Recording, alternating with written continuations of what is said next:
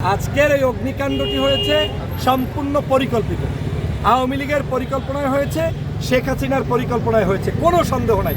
Truck চাপা দিয়ে মানুষ মেরেছে, এটাকে আপনি যেন তেন মনে করবেন না। এটা এখানে কোনো যুদ্ধ চলে নাই। রাতের বেলা একেবারে সবকিছু শুনশান নীরবতা, মানুষ নাই জন নাই, সেখানে আপনার ফায়ার সার্ভিসের কর্মীর উপরে আক্রমণ কেন হবে? আপনি নিজেকে প্রশ্ন করুন। তারপরে আপনি দেখেন একেবারে প্রথম বিল্ডিংটাই আক্রমণ। তার মানে হচ্ছে এটা আপনার ফোকাসে নিয়ে আসলো যে আপনি অকার্যকর, আপনাকে অকার্যকর করার একটা মেসেজ দিয়ে দেওয়া হচ্ছে। এর অর্থ হচ্ছে ইউনূস সরকারকে বিপদে ফেলতে শেখ হাসিনা যখন চেষ্টা করেছে আন্দোলন করতে, আন্দোলন করে ব্যর্থ হয়েছে। তিনি 0 পয়েন্টে 30 লাখ লোক আনবে বলে ক্যাম্পেইন করেছে, 3 জন মানুষ পায় নাই। 15ই আগস্ট যুদ্ধ করবে পারে নাই, ওর বাবার জন্য একটা মানুষ আসে নাই।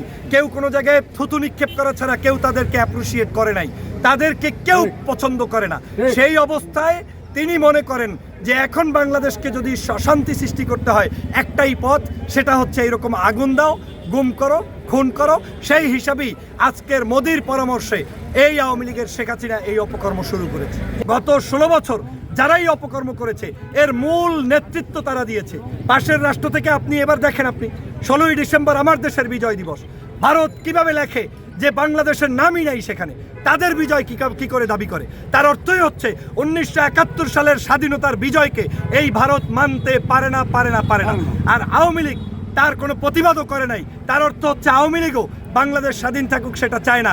আওয়ামী লীগ চায় এটা ভারতের একটা করদ রাজ্য হোক। সে কারণে আমি মনে করি আমার দেশের সকল অশান্তির পিছনে এবং ভারতীয় আধিপত্য বিস্তারের জন্য তাদের বিভিন্ন ধরনের ষড়যন্ত্র অব্যাহত আছে।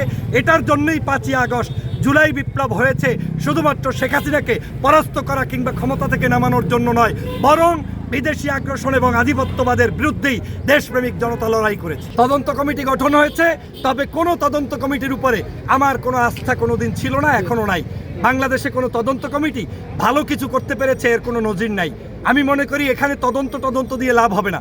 সবার আগে তদন্ত করুন আপনি উপদেষ্টা, আপনার ডান পাশে বাম পাশে সামনে পিছনে চায়ের কাপটা কে দেয়, কে আপনার পাশে ঘুরছে, কে আপনার কাছে বসছে, ওই লোকটা আওয়ামী লীগের দালাল কিনা।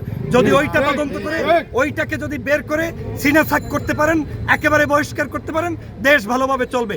আর এখানে দরকার দেশপ্রেমিক যোদ্ধা, যে শহীদ হতে প্রস্তুত, যে দেশের জন্য লড়তে প্রস্তুত, ওই রকম মানুষদেরকে আপনার উপদেষ্টা কিংবা তাদের আশেপাশে কিংবা সচিব লেভেলে কিংবা আপনার প্রশাসনিক বিভিন্ন কাঠামোতে নিয়োগ দিতে হবে। না হয় দালাল দিয়ে আর যাই হোক। নাগরিকদেরকে উদাত্ত আহ্বান জানাবো, 5ই আগস্টের পূর্বে যেভাবে ইস্পাত দৃঢ় শক্তি নিয়ে আমরা ঐক্যবদ্ধ হয়েছিলাম, আলেম ওলামা, গায়ক গায়িকা, নায়ক শিল্পী সাহিত্যিক, রাজনৈতিক দল, ছাত্র জনতা, আর্মি, এই সবাইকে আবার ঐক্যবদ্ধ হতে হবে।